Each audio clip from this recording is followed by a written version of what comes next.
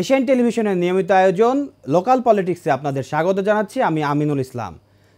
ত্রয়োদশ সংসদ নির্বাচন এগিয়ে এসেছে, শুরু হয়েছে নির্বাচনী প্রচারণা। আর এই প্রচারণায় অংশগ্রহণ করা রাজনীতিবিদরা তাদের মানুষের কাছে নিয়মিত প্রচার চালাচ্ছে। গ্রামের এই রাজনীতি, তৃণমূলের রাজনীতি তারা কিভাবে করছে সেটা জানার জন্য আমাদের লোকাল পলিটিক্সে আজকে উপস্থিত আছেন মোহাম্মদ শহীদুল ইসলাম, সভাপতি বাংলাদেশ বিদ্যুৎ উন্নয়ন বোর্ড জাতীয়বাদী কর্মকর্তা ফোরাম, এবং আমার ডানে উপস্থিত আছেন মাওলানা মোহাম্মদ আবু বকর সিদ্দিক মোড়ল, যুগ্ম সাধারণ সম্পাদক জমিয়তে উলামায়ে ইসলাম বাংলাদেশ গাজীপুর জেলা এবং গাজীপুর ৩ আসনের সম্ভাব্য মনোনয়ন প্রত্যাশী। আমরা আজকে আমাদের এই লোকাল পলিটিক্সে আমাদের অতিথিদের কাছ থেকে জানতে চাই যে তারা তাদের নিজ এলাকাতে এবং তাদের তৃণমূলের যে রাজনীতি তারা কিভাবে রাজনীতি করছে। আমি শুরুতেই যেতে চাই আবু বকর সিদ্দিকের কাছে। আপনি আপনার এলাকাতে যে রাজনীতি করছেন বিগত দিনে কিভাবে করেছেন এবং আপনি যখন রাজনীতি শুরু করেন সেই শুরুটা ঠিক কিভাবে ছিল? আলহামদুলিল্লাহিল্লাযী ওয়াকাফা ওয়া সালামুন আলা ইবাদিহিল্লাযীনা ইসতাফা, আম্মা বাদ। ধন্যবাদ এশিয়ান টেলিভিশন কর্তৃপক্ষ যারা আজকে আমাদেরকে লোকাল পলিটিক্স অনুষ্ঠানে আমন্ত্রণ জানিয়েছেন। আমার কর্তৃপক্ষকে ধন্যবাদ জানাই। সেই সাথে আমি আমার গাজীপুর ৩ আসনের সর্বস্তরের জনগণকেও আমার পক্ষ থেকে আন্তরিক অভিনন্দন জানাই। আসলে রাজনীতি কিভাবে ঢুকলাম তার আগে আমি বলতে চাই যে আমার পরিচয় হচ্ছে, আমি আবু বকর সিদ্দিক মোড়ল, আমি সিনিয়র যুগ্ম সাধারণ সম্পাদক গাজীপুর জেলা জমিয়তে উলামায়ে ইসলাম বাংলাদেশ, সাধারণ সম্পাদক শ্রীপুর উপজেলা শাখা।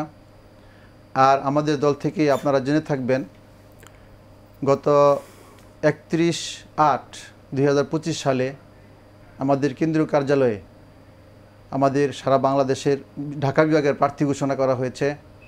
ওইখানে আমাকে গাজীপুর ৩ আসন থেকে নমিনেশন দেওয়া হয়েছে আমার দলের পক্ষ থেকে। তো আমি রাজনীতিতে আসা বর্তমানে যেই পদে আছি আরও এখন রানিং চলতেছে।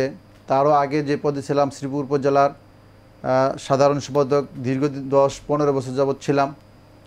তো মানুষের মূলত আমরা যারা উলামায়ে কেরাম বিশেষ করে ধর্মীয় লাইনে যারা আছি তারা এমনিতেই মানুষের সেবায় সর্বসময় আমরা ব্যক্তি থাকি। আপনারা জেনে থাকবেন, জানেন, একজন আলেম যখন সে কোনো বাড়িতে কোনো মানুষ মারা যায় সেখানে সে জানাজা শরীক হয়, কাফন দাফনের ব্যবস্থা করা হয়, মানুষের সুখ দুঃখের ভাগিদার থাকে। আমরা তারই ধারাবাহিকতায় সমাজের সকল শ্রেণী পেশা মানুষের সাথে আমাদের উঠা বসা। বিশেষ করে আমি একটা মাদ্রাসার প্রিন্সিপাল হওয়ার কারণে যেখানে প্রায় 6 শতাধিক শিক্ষার্থী অধ্যয়ন করতেছে, তো ওইখানে আমাদের অভিভাবকদের উঠা বসা হয়। তো তারই ধারাবাহিকতায় আমরা শ্রীপুরে তথা গাজীপুরে সকল মানুষের সাথে একটু উঠা বসা আছে, যেহেতু আমরা মানুষের সেবায় ব্যক্তি সবসময় আছি। আপনারা আপনাদের এলাকার মানুষের সাথে একটা হচ্ছে ইসলামিক যেই পরিচয় আপনার প্রতিষ্ঠান আছে, এর বাইরে সরাসরি আমরা অন্যান্য রাজনৈতিক দলের যে অ্যাক্টিভিটি দেখি সেই অ্যাক্টিভিটির মতো আপনাদের কি ধরনের কার্যক্রম করে? আমি সেটা বলতেছিলাম, আমি কথাটা বলতেছিলাম, আমরা যেহেতু এমনিতেই উলামায়ে কেরাম মানুষের সাথে সব সম্পর্ক জড়িত আছি, আর এই কারণে রাজনীতির মাঠে যে আমরা মানুষের কাছ থেকে অত্যন্ত ভালোবাসা পাচ্ছিলাম। আমি এইখানে আপনাকে আরেকটা জিনিস জানতে চাই যে আপনার এই শ্রীপুর যে এলাকা, এই এলাকাতে শুধুমাত্র মুসলিম ধর্মাবলম্বী বা ইসলাম ধর্মাবলম্বী এরকম তো না, নিশ্চয়ই আরো অন্যান্য ধর্মের মানুষও বাস করে। তাদের সাথে আপনাদের সম্পর্ক কিভাবে তৈরি হয়? আপনি জানলে অবাক হবেন, আমার যখন শৈশবে লেখাপড়া হাতে করি তখন যাদের সাথে আমি ক্লাসে বসেছি আমার বন্ধু সার্কেল আছে, তো তাদের সাথে এমন উঠা বসা আমাদের যেমন ভাই ভাই একই বাড়ির মতো। এমনকি তাদের সুখে দুঃখে বিপদে আপদে তাদেরকে সহযোগিতা, তাদের উঠা বসা করা, এমনকি তাদের বাড়িতে আসা যাওয়া, অত্যন্ত হৃদ্যতাপূর্ণ ভাই ভাই একটা সম্পর্ক, যেটা আমাদের শ্রীপুরে আপনারা দেখে থাকবেন স্বাধীনতা উত্তর এই পর্যন্ত কখনো কোনো সময় কোনো রকমের অন্য ধর্ম মুসলিম ধর্ম কোনো প্রকারে ভেদাভেদ হিংসাত্মক কোনো কিছু হয় নাই। তাদের সাথে আমাদের হৃদ্যতাপূর্ণ সম্পর্ক, সেটা ব্যক্তিগত বলেন রাজনীতি বলেন সব দিক থেকে। এমনকি এই যে কিছুদিন আগেই আপনার নিশ্চয়ই আপনি জানবেন যে কিছুদিন আগে শারদীয় দুর্গা উৎসব চলে গেল। তো এই যে দুর্গা উৎসব যখন চলছিল আপনাদের দল থেকে এই দুর্গা উৎসবের সাথে হিন্দু সম্প্রদায়ের যে কানেকশন, ওই হিন্দু সম্প্রদায় এবং আপনাদের দল কিভাবে আপনারা একত্রিত? সুন্দর একটা প্রশ্ন করেছেন। আমরা এই শারদীয় দুর্গা উৎসবের আগেই আমরা আমাদের শ্রীপুরের টিউনু মহোদয় আছেন, এরপরে আমাদের ওসি মহোদয় আছেন, ওনাদেরকে নিয়ে আমাদেরকে নিয়ে রাজনৈতিক দলদেরকে নিয়ে আমাদেরকে নিয়ে বসছিলেন কিভাবে আমরা শ্রীপুরে কমপক্ষে আমাদের শ্রীপুরে কখনো কোনো রকম বিশৃঙ্খলা তৈরি না হয়।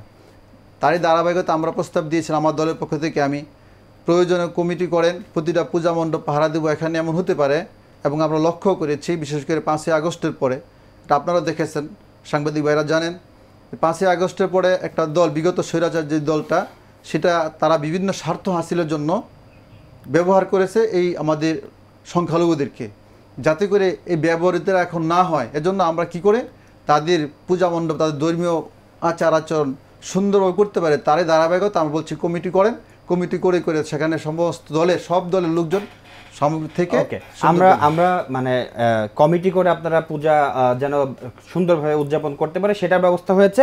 আমরা এই অন্যান্য ধর্মের সাথে আপনাদের দল কিভাবে কানেক্ট হয় সেটা নিয়ে আরও কথা বলবো। আমরা যেতে চাই শহীদুল ইসলামের কাছে। প্রশ্নটা হচ্ছে, আপনার এই দীর্ঘ জীবন, সেইখানে আপনার রাজনীতি শুরু একটা জায়গা, আমরা স্টুডিওর বাইরে শুনছিলাম আপনার ছাত্র জীবন থেকে রাজনীতিটা শুরু হয়েছে, আমি শুরু করছি। সেইটা ঠিক কিভাবে শুরু হলো? আমি আরেকটু আগের থেকে শুরু করি। যখন আমার জন্ম 1966 সালে, 66 সালে জন্ম। আমি যখন শিশু শ্রেণীতে পড়ি 1970 সালে, তখনই স্কুলে গেছি। স্কুলে গিয়ে তখন আমরা এই জাতীয় সঙ্গীত তখন গাওয়া হইতো। এখনও যেমন ন্যাশনাল অ্যাসেম্বলি হয়, গ্রামাঞ্চলে হলেও একটা প্রাইমারি স্কুলে জাতীয় সঙ্গীত গাওয়া হইতো। তখন কিন্তু পাকিস্তানের জাতীয় সঙ্গীতই গাওয়া হইতো। এরপরে কিছুদিন পরে মুক্তিযুদ্ধ শুরু হলো, আমি ক্লাস 1-এ উঠলাম। তো তখন এই আর ক্লাসে যাওয়া হলো না। ক্লাস 2-তে এই 1972 সালে ক্লাস 2-তে অটো পাস পাইলাম। তখন গিয়ে দেখি ওই মাঠেই, ওই স্কুলের মাঠেই জাতীয় সঙ্গীত অন্যটা, এই যেটা বর্তমানে যে আমার সোনার বাংলা। তো স্কুল ওইটাই, শিক্ষকও ওইটাই, মানুষও আমরাই, কিন্তু চেঞ্জ হয়ে গেল শুধু জাতীয় সঙ্গীত। তখন কিউরিসিটি জাগলো, আগের জাতীয় সঙ্গীত তো মনে বাঁচতেই ছিল, ওই শুনছি। আগে কিন্তু সামনে যাইতাম না। যখন ক্লাস 2-তে গেলাম তখন জাতীয় সঙ্গীত সামনে বসে স্যার দাঁড়াইতাম। ওখান থেকে আমার জাতীয়তা না, তখন থেকেই এই যে কিউরিসিটি, আমার এই যে একটা নেশন পাইলাম, একটা জাতীয় পতাকা পাইলাম, তো এটার উপর একটা আস্তে আস্তে করে হইলো। এরপরে তার মানে আপনি 71 দেখেছেন, মানে দেখার ওইভাবে মানে দেখেছেন আর কি, কিন্তু ক্লাস 1-এ পড়ি, অনেক কিছুই বুঝি। ওকে, তো এরপরে জাতীয় সঙ্গীত পেয়েছেন, তো তখন কি আপনার মধ্যে আসলে রাজনীতি ব্যাপারটা আসলে ফিল করেছেন? না, তখন রাজনীতি ব্যাপার ফিল করি নাই। কিন্তু 1975 সালে যখন আমি ক্লাস 5-এ পড়ি, হঠাৎ করে আমার এক বড় বোন ছিল, বিউটি আপা, তো উনি ক্লাস 9-এ পড়তেন, উনি ভালো ইংরেজি জানতেন, ওনার কাছেই আমি থাকতাম। সকালবেলায় বলে উঠতেছে যে এই যে আমাদের এক গ্রামের মধ্যে একটাই ট্যান্ডেস্টার ছিল, এই যে কাঠের, তো ওইটার মধ্যে বেজে উঠলো। এই যে আপনার এই জায়গাটা আমি একটু থামাতে চাই, তো আপনি জাতীয়তাবাদী দলের সাথে সম্পৃক্ত কিভাবে হলেন? অনুপ্রেরণা মানে একটা দেশের প্রেসিডেন্ট মারা গেছে, আমি ওটা বুঝতাম না, কিন্তু সবাই বলতেছে এইগুলো বলবা না, এগুলো বলবা না, অমুক হবে তমুক হবে। এই তখন একটা মনের ভিতরে একটা, যেহেতু ক্লাস 5-এ পড়ি, তখন বুঝি না যেটা বলা যাবে না, তাহলে কী হয়েছে, কি না যেন কী হয়েছে। এরপরে এই কে আসলো, কে বক্তব্য দিল, তখন আমার ওই বোন আমাকে বলতেন যে অমুকে বক্তৃতা দিতে, তখন ছিল মেজর জিয়াউর রহমান, এই বক্তব্যটা দিয়েছে। এই অবস্থার মধ্যে আমরা আগে কিন্তু বাস্তবতা যেটা বলছি, আগে এই আমরা সন্ধ্যার সময় বাইরে থেকেই ওই 74-75 সনে একটা অবস্থা ছিল যে ওই ডাকাতি হইতো, যে ডাকাতি হবে, এরা সন্ধ্যা হইলেই আমাদের গ্রামটা এই ইয়ের থেকে, আমার উপজেলার থেকে 17 কিলোমিটার ভিতরে, তো ওই এলাকায় সাধারণত ডাকাতি হইতো, সে কারণে আমরা ভয় পাইতাম। কিন্তু এরপরে যখন এই শেখ মুজিবুর রহমানের মৃত্যুর পরে যখন আসলো যারা ক্ষমতায় আসলো, তখন ডাকাতিটা কমে গেছে, চুরি কমে গেছে, তখন ঘুমটা একটু ভালো হইতো। কারণ আমার ওই সময় থেকে কেমন যেন একটা চিন্তা হলো যে একটা শান্তির সময়। আর তখনই জিয়াউর রহমানের নামটা আমার ওই সিনিয়রদের কাছে, আমার বাবা, চাচা, বড় বোন, এদের কাছ থেকে শুনেছি। এই যে নাম শুনে শুনে আপনার ভেতরে জিয়াউর রহমান এবং বিএনপি এই জায়গাটা মূলত মনের মধ্যে গেঁথে গেছে। ওকে, আমরা আসবো, তার আগে আমরা যেমনটা শুনছিলাম ইয়ার কাছে, আবু বকর সিদ্দিকী, আপনি যেমনটা বলছিলেন যে আপনাদের শ্রীপুর অঞ্চলে অন্যান্য ধর্মের যারা আছে তাদের সাথে আপনারা একত্রিতভাবে কাজ করার চেষ্টা করছেন।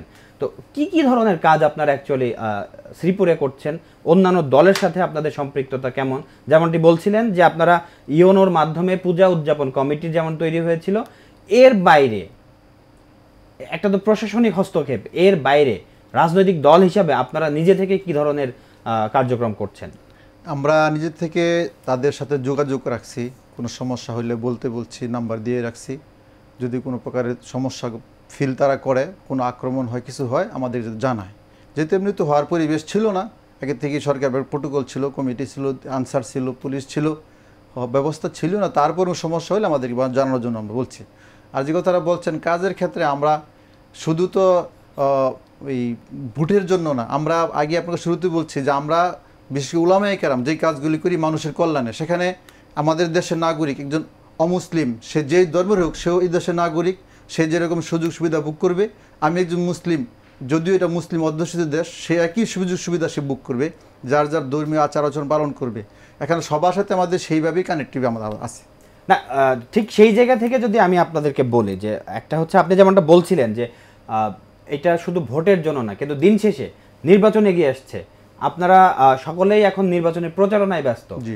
ঠিক এই নির্বাচনকে মাথায় যদি রাখেন, দিন শেষে কিন্তু ভোটই নির্বাচনের ফলাফল দিবে। তো তার মানে ভোটের কিন্তু আপনার দরকার আছে আলটিমেট, অবশ্যই দরকার। তো সেই ভোটকে আপনি যদি নিজের দিকে টানতে চান, আপনার দলের দিকে টানতে চান, তাহলে আপনাকে নিশ্চয়ই একটা পরিকল্পনা করতে হবে। সেই পরিকল্পনাটা কি করছেন এবং সেই পরিকল্পনার বাস্তবায়নটা কিভাবে করছেন? সেই পরিকল্পনাটা হচ্ছে, আমি আপনাদেরকে আরেকটা কথা বলে রাখি, আমাদের দলের পক্ষ থেকে, যেহেতু এই দলটা আপনারা জানেন কি না জানা থাকা আমার মনে হয় জানেন, এটা হচ্ছে ব্রিটিশ খেদা আন্দোলন, যেটা সেই 1919 সালে গঠিত। জমিয়তুল উলামা ইসলাম হিন্দ তো নাম ছিল। যখন আবার 47 সালে পাকিস্তান ভাগ হইল, তখন ভারতের যেটা ছিল জমিয়তুল উলামা হিন্দ, পাকিস্তানের জমিয়তুল উলামা ইসলাম পাকিস্তান। আবার যখন 71 সালে স্বাধীনতা যুদ্ধ হয়, তখন বাংলাদেশের দলের নাম হয় জমিয়তুল উলামা ইসলাম বাংলাদেশ। সেই একই সূত্রে গাথা 1919 সালে প্রতিষ্ঠিত, আজকে প্রায় 106 বছর এই দলের বয়স। আমরা মানুষের কাছে যদিও দিন শেষে ভোটের জন্য যাই, কিন্তু আসলে উদ্দেশ্যটা শুধু ভোট না। আমার উদ্দেশ্য হচ্ছে কি করে মানুষকে সঠিক অবস্থায় রাখা যায়, মানুষকে তার নিজ নিজ ধর্ম আচরণ রাখা, মানুষের কাছে যখন আমি আমার ভালো দিকগুলো, আমার দলের ভালো দিকগুলো দেখাবো, সে নিজের থেকে আমার প্রতি আকৃষ্ট ভোট দিবে। আলহামদুলিল্লাহ, এই জন্য সেই মেহনত আমাদের চলতেছে। আর আমরা সমাজে যেই কাজগুলো করতে চাইতেছিলাম, যেটার জন্য আমরা সমাজের সমস্ত মানুষই সমস্যাগ্রস্ত আছি। বিশেষ করে আপনি জেনে থাকবেন, আমাদের গাজীপুর 3 শ্রীপুর আসন, যেটা গাজীপুর 3 আসন, এখানে সবচেয়ে বেশি গাজীপুরের আমাদের কোনাবাড়ির পরে আমাদের শ্রীপুরে সবচেয়ে বেশি মিল ফ্যাক্টরি কলকারখানা। এখানে সারা দেশ থেকে মানুষজন আসা যাওয়া করে, অনেক বেশি মানুষ বসবাস। তো এখানে মানুষ দেখার বিভিন্ন এলাকার মানুষজন থাকার কারণে বিভিন্ন এলাকা ভালো মন্দ সমস্ত মানুষ এখানে আছে। এখানে সবচেয়ে বড় সমস্যা আমাদের শ্রীপুরে মাদক, এটা সবচেয়ে বড় সমস্যা। আপনি যে কোনো দলকে জিজ্ঞাসা করেন, দেখবেন মাদক। আমি চাচ্ছি যদি আমরা ধর্মীয়গত মাদকের ভয়াবহতা মানুষকে বুঝাই, সেটা যদি আমি ক্ষমতা যেতে পারি, এখন যেটা করতে সেটা সবাইকে বুঝাচ্ছি। মাদকের জন্য দুইটা দিক করতে হবে আমার, সমাজ থেকে দুর্নীতি বলেন, মাদক বলেন, সমস্ত উৎপাদনের জন্য দুইটা কাজ করতে হবে। একটা হচ্ছে তার গডফাদার চিহ্নিত করতে হবে, আরেকটা হচ্ছে এর ভয়াবহ খারাপ দিকগুলি মানুষের ভিতরে বুঝাইতে হবে। তা আমরা যেহেতু ধর্মীয় পার্সন, এই হিসেবে মানুষ সবসময়টা বলি, যেমন আমি একটা মসজিদের খতিব, যেখানে 2-2,500 লোক জুমাতে নামাজ পড়ে, আমি ধারাবাহিক যখন যেই বিষয়টা সামনে আসে সেটা আলোচনা করি। এরপরে যেখানে আমার বন্ধু সার্কেল আছে, সেখানে বসি। একটু থামাই যে আপনি মসজিদের খতিব হিসাবে মসজিদে যখন বয়ান করছেন, তখন আপনি বলছেন আপনারা অন্যান্য দল যেমন বিভিন্ন কর্মী সভা বা আপনার রাজনৈতিক সভা বা বিভিন্ন ধরনের কর্মসূচি করে, আপনাদের দল থেকে এই ধরনের কর্মসূচি করছেন? আপনি না থামালে আমি পরবর্তী কথাই বলতেছিলাম যে এটা ছিল আমার ধর্মীয় দিক থেকে। বাকি সামাজিকভাবে আমরা যেটা করতেছি সেটা হলো মানুষ যুবকদের কিনা, বিশেষ করে বিভিন্ন যুবক, যেমন আপনি জেনে থাকবেন আমি হচ্ছে আপনার আল ইত্তেহাদ সমিতির সাধারণ সম্পাদক, আল আহবাব স্বনির্ভর সমিতির সাধারণ সম্পাদক, আমি শ্রীপুর উপজেলা ভাগের সাংগঠনিক সম্পাদক। বিভিন্ন তবকায় বিভিন্ন কাজে আছে, বিভিন্ন জায়গায় উপদেষ্টা, বিভিন্ন যুবকদের বিভিন্ন অনুষ্ঠান, বিভিন্ন সমিতির উপদেষ্টা। তো তাদেরকে নিয়ে মাঝে মধ্যে বৈশা আমরা স্বাভাবিক যে কার্যক্রম চালাচ্ছিলাম, তাদেরকে দুইটা দিক বলা, একটা গডফাদার চিহ্নিত করা, আরেকটা হচ্ছে তাদের থেকে এই জিনিসটা ক্ষতিকর দিকটা বোঝানো। তো যেই ধর্মে তাকে ওই ধর্ম দিয়ে তাকে বোঝানো হয় যে এই ধর্মে এটা না, এটা হারাম নিষেধ, এটা তোমার এই ক্ষতি, সমাজের ক্ষতি, ব্যক্তি ক্ষতি, পারিবারিক ক্ষতি, যখন আমরা এইগুলি বুঝাই, এইভাবে বুঝাইতেছি এবং সেটা আবার আমরা যদি ক্ষমতা যেতে পারি, এখন তো গডফাদার চিহ্নিত করলেও লাভ নাই, যদি ক্ষমতা যেতে পারি গডফাদার চিহ্নিত করে আগে গডফাদারকে নির্মূল করতে হয়, তাহলে সমাজ থেকে মাদকটা সবচেয়ে সর্বাগ বিলুপ্ত করা সম্ভব। আমরা সেভাবে সমাজের বিভিন্ন কাজ করতেছি। যদি সমাজ শুধু মাদক না, আমরা সমাজের আপনার রাস্তা, যেমন আপনি আমাদের শ্রীপুর যেখানে আজীবন স্বাধীনতা উত্তর গাজীপুর 3 আসন, কখনো আওয়ামী লীগ ব্যতীত কোনো আসন কোনো অন্য কোনো দল এই আসন নিতে পারে নাই, এখানে আওয়ামী লীগ বেশি, এটা স্বীকার করতে হবে আপনাকে। এই বেশি থাকার পরে দীর্ঘ সময় আজকে 53 বছর যাবৎ এখানে একটা দল, একই দলের এমপি থাকার পরেও যেখানে রাস্তা ঘাট পুল কারবার ব্যাপক আকারে হয় নাই। আপনি অবাক হবেন, আমরা উপশহর বলা আমাদেরকে, কিন্তু আমাদের মেন রাস্তা থেকে একটু আধা কিলোমিটার ঢুকা যায় না, রাস্তা নাই। আচ্ছা, রাস্তা বা অন্যান্য যে উন্নয়ন বিগত সরকারের আমলে হয়েছে সেটা নিয়ে আমরা কথা বলতে চাই। আমরা আবারও যেতে চাই শহীদুল ইসলামের কাছে। আমরা যেটা বলতে চাচ্ছি যে আপনি বিদ্যুৎ উন্নয়ন বোর্ডে দীর্ঘদিন কর্মরত ছিলেন। তো বিদ্যুৎ উন্নয়ন বোর্ড একটা বড় বোর্ড, যেখানে আপনি আপনার যেই কর্মদক্ষতা দেখিয়েছেন, সেখান থেকে এখন রিটায়ারমেন্টে যাওয়ার ঠিক আগ মুহূর্তে সিদ্ধান্ত নিয়েছেন আপনি রাজনীতিতে সক্রিয় হতে চান। এই যে রাজনীতিতে সক্রিয় হতে চাচ্ছেন এবং আপনার এলাকার মানুষ আপনার কাছ থেকে কি পেতে পারে, আপনি কি ফিল করেন যে আপনার অভিজ্ঞতা এবং এই অভিজ্ঞতা থেকে আপনার এলাকার মানুষগুলো আপনার থেকে কি পাবে বলে মনে করেন? ধন্যবাদ আমিনুল ইসলাম ভাইকে, আপনি মূল্যবান প্রশ্ন করেছেন। আমি এই যে আমার এই বিএনপিতে ঢোকার জন্য যে বেশি আগ্রহ যেটা ঢুকেছে, আপনি যেটা এর আগে প্রশ্ন করেছিলেন যে ওই খাল খনন এই সেই, ওই একটু সামান্য বলে তারপর এখানে আসছি। সেটা হলো 1980 সালে আমি ক্লাস 10-এ যখন পড়ি, তখন আমাদের পাশের উপজেলায় একটা খাল খননের একটা কর্মসূচি ছিল। ওই গোপালপুর উপজেলার ওখানে শাইলাজানি একটা খাল ছিল, নদী ছিল, ওখানে আমরা স্কুল থেকে কাটতে গেলাম। যেহেতু খাল কাটতে যখন গেলাম, একটু পরেই হেলিকপ্টারে বাংলাদেশের প্রেসিডেন্ট, তৎকালীন প্রেসিডেন্ট জিয়াউর রহমান নামলেন। তো আমরা স্কুলের ছাত্ররা যেখানে কাটতেছিলাম, মাটি কাটতেছিলাম, সেখানে এসে উনি করলেন, প্ল্যান করলেন বাচ্চাদের এখানে। তো খুব কাছে থেকে ওনাকে আমি দেখেছি, আর উনি নিজেই খাল কাটতে আসছেন, মাটি কাটতে আসছেন। তো আসলে আমরা মাটি কাটা বাদ দিয়ে ওনার প্রতি আমাদের একটা আকর্ষণ ছিল যে এই বাংলাদেশের প্রেসিডেন্ট আসছে, ওনাকে দেখলাম, এই যে ওনার একটা যে আকর্ষণ, ওনার প্রতি যে একটা আকর্ষণ চলে আসলো। উনি নিজে মাটি কাটতেছেন, অনেকটা সাদা একটা গেঞ্জি পরা ছিল, ওই একটা হাতে একটা ঘড়ি ছিল, তারপরে ওই যে এখনো সেটা মনে পড়ছে, আমি বুঝতে পারছি যে ওনার আকর্ষণ ওনাকে এই আমাদের উদ্বুদ্ধ করলো ওনার। শহীদুল ভাই, এরপরে আমি এই দলে আসছি। আমি এটা খুব ক্লিয়ারলি বুঝতে পারছি, আমার মনে হয় আমাদের দর্শকরাও এটা বুঝতে পারছে যে শহীদ জিয়াকে তখন আপনি দেখেছেন, আপনার ওই অনুপ্রেরণা তৈরি হয়েছে, তারপরে আপনি ছাত্র জীবনে রাজনীতি করেছেন, কর্মজীবনে রাজনীতি করেছেন। আমার জানার জায়গাটা হচ্ছে কর্মজীবনে যে আপনি রাজনীতিটা করছেন, আপনার বিদ্যুৎ উন্নয়ন বোর্ড এবং বিদ্যুৎ উন্নয়ন বোর্ডের যে অভিজ্ঞতা, সেই অভিজ্ঞতা থেকে এলাকার মানুষ কি পাবে? আচ্ছা, ঠিক আছে, এটা বলি। আমি বিদ্যুৎ উন্নয়ন বোর্ডে কর্মরত থাকা অবস্থাতেই আমার এলাকায় তো বিদ্যুতের প্রয়োজন ছিল। তো যখনই যে মানুষগুলো ঠিকমতো বিদ্যুৎ পাইতেছিল না, সমস্যা হইতেছিল, যারা আমার পরিচিত ছিল, তারা আমার কাছে বললে আমি আমার বসদেরকে, তখন আমি যেহেতু অ্যাসিস্ট্যান্ট ডাইরেক্টর ছোটো পদে ঢুকছি, তো আমি অফিসার হিসেবেই ঢুকছি, তখন আমার বসদেরকে বলতাম যে আমার এলাকায় স্যার এই সমস্যা, এই সমস্যা। তো তখন ওনারা একটু সহযোগিতা এটা স্বাভাবিকভাবেই করতো, ডেভেলপ হচ্ছে, অমুকখানে বাকি আছে, তমুকখানে বাকি আছে, যার যে অভিযোগগুলো থাকতো আমি তখন থেকেই আমার এলাকার লোকদের উপকার করে আসতাম। সেই থেকেই মানুষ জানে যে আমি বিদ্যুৎ উন্নয়ন বোর্ডে চাকরি করি, এই দীর্ঘদিন যাবৎ আমার কাছে আসতেছিল। তাছাড়া আমার বড় ভাইও পল্লী বিদ্যুতায়নের আঞ্চলিক পরিচালক ছিলেন। এটা তো দুইজনে মিলে আমাদের ঘাটাইল উপজেলায় টোটাল ইলেকট্রিফিকেশন করে ফেলেছি। খুব ছোট করে জানার বিষয় যে আপনার এই যে কর্মজীবনের অভিজ্ঞতা, আপনি আপনার এলাকার মানুষের জন্য এখন কাজ করতে চান, নিশ্চয়ই কোনো কাজ করছেন? জি করছি। কি ধরনের কাজ? এই যে দেখুন, গত সপ্তাহে কালকের আগের দিনও আমার বাড়ি থেকে 22 কিলোমিটার দূরে একটা ট্রান্সফরমার বাস্ট হয়ে গেছে। জায়গাটার নাম হচ্ছে এই লক্ষিন্দর ইউনিয়নে, তো একটা গ্রাম, আকন্দের বাইরে একটা গ্রাম, ওখানে ট্রান্সফরমার জ্বলে যায় না, এই যে ঝড়ে বাতাসে জ্বলে গেছে। তো ওরা এই ট্রান্সফরমারটা জন্য অ্যাপ্লিকেশন করছে, ট্রান্সফরমার দেশের অভাব, সিজন চেঞ্জের কারণে এই ট্রান্সফরমার অভাব, ওরা পাচ্ছে না, তাদের ক্ষতি হচ্ছে। তো আমার কাছে ফোন করেছে, আমি ওখানে বললাম যারা দেন তো ওইটাতে নিতে হয় মেরামত কারখানা টঙ্গী থেকে করে নিতে হয়। তো ওনাদেরকে বললাম তাহলে এক্সিকিউটিভ ইঞ্জিনিয়ার, এখানে হচ্ছে আমার উপজেলায় 4টা জায়গা থেকে লাইন আসছে, 4 উপজেলার এক্সিডেন্টের কাছে লাইন আসছে, এটা বেশি জরুরি। আমি তাদেরকে উপকারের জন্য ওনাকে ফোন করলাম, তারপরে আমি আমার এলাকায় যেখানে এই যেখানে মেরামত কারখানা ওখানে ফোন করলাম, ওদেরকে বললাম, ওরা বললো যে ঠিক আছে, অন্তত পক্ষে আমি কতটুকু আগাইয়া দিলাম, জাস্ট আগাইয়া দিয়েছি। আচ্ছা আমি ট্রান্সফরমার লাগাই আরেকটু স্পেসিফিক করে দিই আপনাকে, যে আপনি আপনার এলাকার মানুষের সাথে অলরেডি কি শুরু করেছেন গণসংযোগ? আপনি কোনো ধরনের প্রচারণামূলক কাজের সাথে যুক্ত হচ্ছেন কিনা এখন পর্যন্ত এরকম শুরু করেছেন কিনা?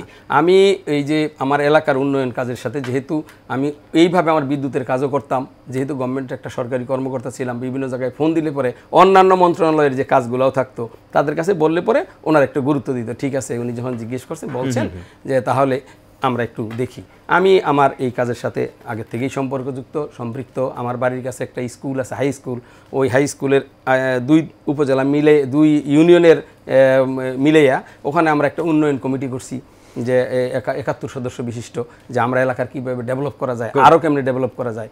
তো এই সমস্তগুলো আমি আগে থেকেই এলাকার রাজনীতির সাথে একটু জড়িত। বাট রাজনীতি বলতে যে একটা দলীয় প্রোগ্রামে গিয়ে কোনো এমপির ক্যান্ডিডেট বা আমি ক্যান্ডিডেট কিনা বা আরেকজন ক্যান্ডিডেটের মঞ্চে উঠে বক্তব্য দেওয়া, এই ধরনের বক্তব্যের সাথে আমি নাই। আমি জনগণের স্বার্থে আছি, জনগণের কল্যাণে আছি। যদি আল্লাহ তাআলা, আমি আপনার কাছে শেষ আরেকটা প্রশ্ন নিয়ে আসব, তার আগে আবু বকর আপনার কাছে জানতে চাই যে ধরেন আপনাকে, যেহেতু আপনার দল মনোনয়ন নিয়ে কতটুকু সিদ্ধান্ত নিচ্ছে, অন্যান্য দলের তো ধরেন মনোনয়ন প্রত্যাশী অনেক, আপনার এলাকায় মনোনয়ন প্রত্যাশী আপনার দল থেকে কতজন বা কী রকম, এবং ধরে নেন যে আপনি মনোনয়ন পেলেন, আপনি আপনার এলাকার জনগণের জন্য ঠিক কি কাজ করবেন যদি মনোনয়ন পান, এবং যদি নির্বাচন করেন, নির্বাচন করলে যদি নির্বাচনে জয়লাভ করেন, তাহলে এলাকার মানুষের জন্য কি কাজ করবেন? জি, ধন্যবাদ আপনাকে। আপনার একটা প্রশ্ন আগে জবাব পরিষ্কার করে নেই, যে আমার দল থেকে মনোনয়ন প্রত্যাশী আর কেউ নাই, আপনি জেনে থাকবেন।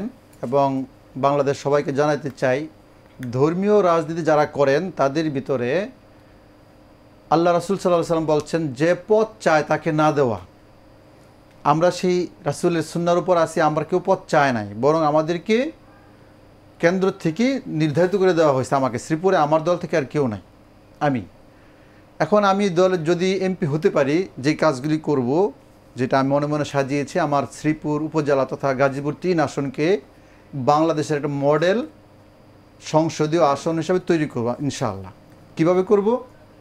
আমি মাদকের একটা কথা বললাম, যে মাদকের অভয়ারণ্য আমাদের গাজীপুর তথা শ্রীপুর, সেটা আমি ইনশাআল্লাহ দূর করার জন্য 2টা পদ্ধতিও বললাম। একটা গডফাদার চিহ্নিত করা, আরেকটা হচ্ছে তা মানুষের কাছে সেই জিনিসটা পৌঁছে দেওয়া, তার মেধার ভিতরে ঢুকায় দেওয়া মাদকের ভয়াবহ খারাপ দিকগুলি।